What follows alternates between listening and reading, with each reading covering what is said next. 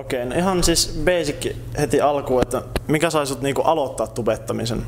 No mä tein ihan aluksi sellaisia ilmaveivausvideoita. Se oli silloin ennen vanhaa vähän sellainen ei niin tunnettu freestyle-laji. Ja YouTube oli oikeastaan sellainen levityskanava sille lajille, että mä bongasin sieltä muutamia suomalaisia, jotka myös harjoitti tätä lajia. Sitten mä olin silleen, että okei, tää on makeeta, että ne niinku pitää skeneä yllä täällä YouTuben myötä. Ja mä menin sitten sinne, pomppasin niinku mukaan. Ja siellä sitten mä oikeastaan tein YouTuben puolella freestyle-videota, sanotaan 4 vuotta. Sen jälkeen mä menin armeijaan, lopetin hetkeksi YouTube-jutut ja sitten aloin tekemään ihan niinku kaikkea muuta. Pelivideoita, vlogeja, sketsejä, ihan vaan mitä tuli mieleen ja tässä ollaan. No niin, siistiä. Ja sä oot ilmeisesti jonkun verran jo tätä tehnyt. Ja niin ihan silleen, että onko sulla niinku ollut aikaa silleen, että sä olisit niinku miettinyt lopettavasti, että ressaa tai ei jaksa, ei niinku motivaation puutetta tai mitä tahansa?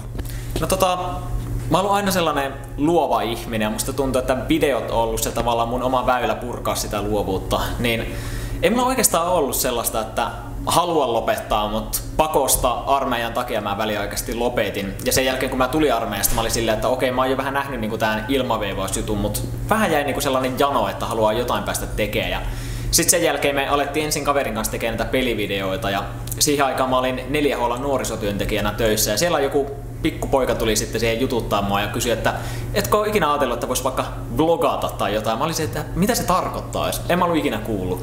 Sitten sen jälkeen mä otin vähän selvää siitä ja kiinnostuin niinku siitä, että tää on vähän niinku blokkaamista, mutta niinku videoilla. Ja sitten mä niinku vaan lähdin tekemään sitä. Mutta semmonen stressaavia aikaa totta kai tulee aina kaikille. On sama mikä työ kyseessä, mutta en mä sanoisi, että ikinä on tullut mieleen kuitenkaan lopettaa. Kyllä mä vielä nautin tästä aivan täysillä. Mutta jos joskus tulee sellainen fiilis, että enää ei niinku tunnu luovalta tai saat tehdä sitä omaa juttua vapaasti tai sit vaan ideat loppuu, niin ei sitä koskaan tiedä.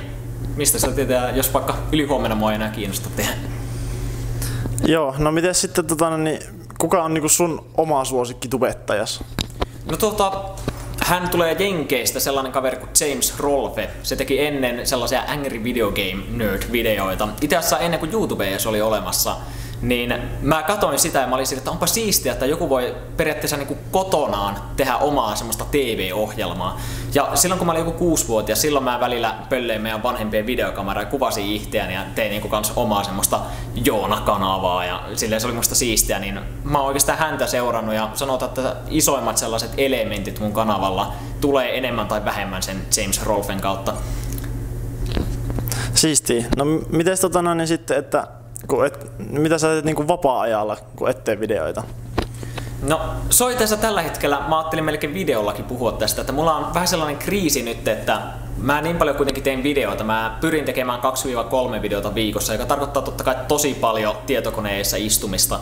Ja mä oon kuitenkin valmistunut itse asiassa just jouluna liikunnanohjaajaksi ammattikorkeakoulusta. Rovaniemellä opiskelin, niin vähän sellainen niinku kaipuu takaisin siihen liikunnallisempaan elämään. Eli mä ajattelin ensi viikosta lähtien alkaa ihan kunnolla mun arkea enemmän suunnittelemaan niin, että mulla olisi enemmän aikaa YouTube-juttujen myötä tehdä myös esimerkiksi vaikka harrastaa liikuntaa, nähdä ystäviä ja ylipäätään uusia kokemuksia sellaista. Että liikaa mennyt siihen, että sen jälkeen kun mä oon editoinut videon tai jotain kellon 6 illalla, niin mä enää jaksa tehdä mitään muuta kuin mennä sohvalle ja siinä löllöttää loppupäivä. Et vähän niin kuin haluaisin alkaa suunnittelemaan enemmän arkea. Päivät menee jotenkin niin nopea ohi.